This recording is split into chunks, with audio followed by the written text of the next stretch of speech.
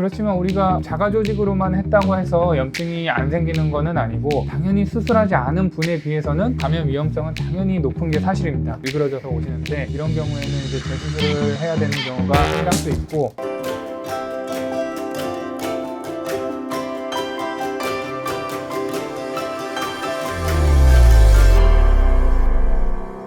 네, 안녕하세요. 닥터우공TV 용주입니다. 이번 영상에서는 이제 코 성형 수술 후에 발생한 염증에 대해서 좀 이야기를 해보고자 하는데요. 염증은 코 성형 수술 후에 발생하는 흔한 부작용 중에 하나이면서, 물론 부작용 자체가 많지 않기 때문에 그 중에서 이제 흔한 부작용이라는 거지, 수술 후에 염증 발생은 한 1% 정도밖에 안 됩니다. 어쨌든 코 성형 수술 후에 발생하는 흔한 부작용이면서 가장 우리가 우려해야 될 만한 부작용 중에 하나인 염증, 요거에 대해서 좀 얘기를 해보고자 합니다. 일반적으로 염증이라는 거는 코 성형 수술 후에만 나타나는 거는 아니고, 우리가 맹장 수술을 해도 나타날 수가 있고, 다른 어떤 부분을 수술해도 문제가 나타날 수가 있습니다. 예를 들어서 우리가 무릎을 정형외과에서 수술한다고 하면 염증이 발생하면 기능적으로 회복하는데 조금 문제가 생기겠죠.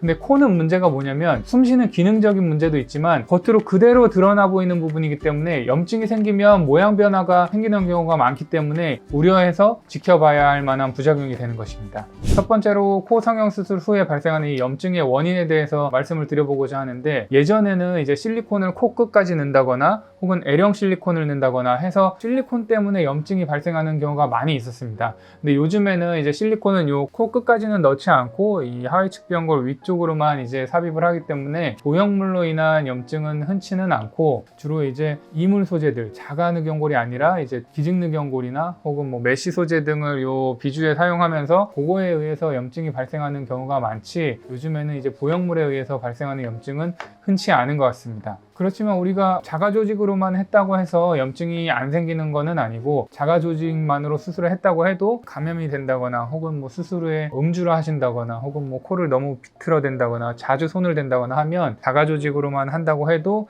이 안쪽에 이제 감염이 돼서 염증이 발생할 수는 있습니다. 이 염증을 교과서적으로 크게 분류하는 방법은 있지 않습니다. 근데 제가 이 영상을 보시는 분들이 편하게 이해하실 수 있게 급성 염증과 그렇지 않은 지연성 염증, 이렇게 두 가지로 구분을 해서 이제 설명을 드려보고자 합니다. 급성 염증은 쉽게 말해서 우리가 보형물을 넣은 부분에서 감염에 의해서 농이 나오고 발적이 생기고 통증이 생기고 하는 염증을 급성 염증으로 이제 구분해서 설명을 드리고, 지연성 염증은 실리콘을 예전에 넣었는데 서서히 코가 조금씩 들리기 시작해요. 혹은 코가 자꾸 부었다 가라앉았다 해요. 이런 지속되는 염증으로 인해서 코에 구축이 온다거나 이런 모양 변화가 동반되는 그런 염증을 지연성 염증으로 분류를 해서 설명을 들어보고자 합니다. 첫 번째로는 이제 급성 염증인데, 급성 염증은 그냥 쉽게 말해서 감염되었다 보시면 됩니다.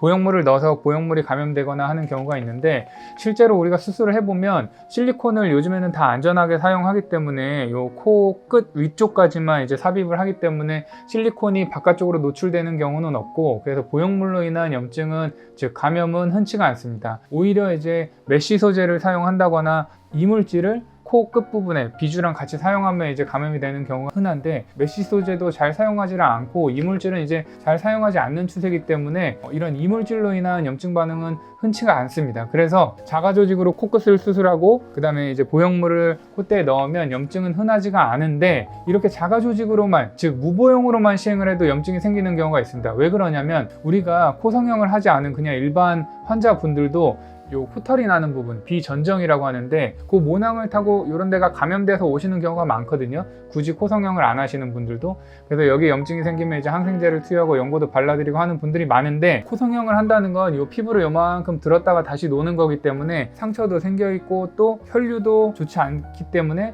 감염에 그만큼 취약할 수밖에 없습니다. 발생 가능성이 그렇지 않은 경우보다 월등히 높아진다, 이거는 아니지만 당연히 수술하지 않은 분에 비해서는 감염 위험성은 당연히 높은 게 사실입니다. 이런 경우에는 일반적인 코 비전정에 염증이 생긴 환자분들처럼 항생제를 치료한다거나 그런 약물 치료로 호전되는 경우가 대부분입니다. 즉 일반적인 환자군과 동일하게 치료를 하고 동일한 경과를 보이는 경우가 많이 있다고 보시면 되겠습니다. 그 다음에 이제 지연성 염증인데, 보형물을 우리가 올바르게 삽입을 했다고 해도 실리콘이나 고어텍스 기타 이물질에 대해서 거부 반응이 있어서 면역 반응이 일어나면서 지연성으로 계속 반복되는 염증 때문에 코가 이렇게 들린다든지 구축이 오는 것을 말합니다. 이 지연성 염증 반응은 급성 염증 반응처럼 뭐 농이 나온다거나 이러지는 않지만 구축된 코는 이제 다시 모양을 잡기도 어렵고 외관상으로 보기에 아주 중대한 문제를 남길 수가 있기 때문에 아주 급성 증상은 없더라도 크게 문제가 될 수 있는 염증 반응이라고 볼 수가 있을 것 같습니다. 그러면 급성 염증과 지연성 염증의 빈도는 어떻게 되나 이렇게 여쭤보시는 분들이 있는데, 우리가 쉽게 말해서 L형 실리콘을 넣었다고 가정을 해볼게요. 그러면 L형 실리콘 자체에 의해서 이 비주에 이제 실리콘이 자꾸 건드리니까 감염이 되는 급성 염증의 반응과 L형 실리콘을 넣어서 지속적으로 이제 시간이 지나면서 코가 들리고 틀어진다고 하는 지연성 염증 반응을 비교를 해보면 거의 반반인 경우가 많습니다. 다음으로는 이제 각각의 염증에 대해서 치료에 대해서 이야기를 좀 해볼 건데요. 일단 급성 염증은 말씀드린 바와 같이 항생제 치료가 주 치료가 됩니다. 그리고 일반적으로 코에 염증이 생겨서 오시면 저희가 그냥 경구 치료제를 드리지만, 만약에 코 성형 수술 후에 발생한 염증이라면 일반적으로는 정맥 항생제를 투여해서 염증을 빨리 조기에 진압하고자 하는 게 치료의 목적이 됩니다. 그래서 정맥 항생제랑 경구 항생제를 병용을 해서 항생제 치료로 염증을 가라앉히는 치료를 하게 됩니다. 지연성 염증 같은 경우에는 우리가 뭐 이게 감염이 되었다거나 혹은 급성 증상이 있는 것이 아니기 때문에 주로 모양 변화로 오는 경우가 많고, 코가 구축돼서 코가 들리거나 혹은 일그러져서 오시는데, 이런 경우에는 이제 재수술을 해야 되는 경우가 상당수 있고, 보통 이제 비중격 연골이나 이런 것들을 사용한 경우가 많기 때문에 수술 범위도 늑연골을 사용한다거나 해서 조금 더 커지는 경우가 많습니다. 그리고 수술을 한다고 해도 이제 구축된 코 같은 경우에는 초수술 환자처럼 코 자체를 예쁘게 만들어 놓기는 어렵고, 이제 틀어진 코를 다시 정상적으로 보이게 하는 정도의 목표를 가지고 수술을 하게 되는 경우가 많습니다.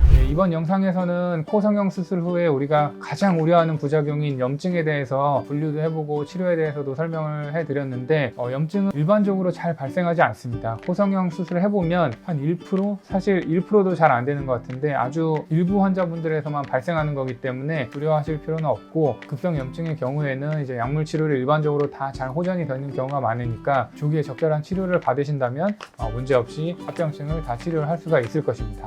이번 영상에 대해서 더 궁금하시거나 질문사항이 있으시면 댓글을 통해서 남겨주시면 바로 답변해 드릴 테니까 언제든지 편하게 댓글을 달아주시기 바랍니다. 감사합니다.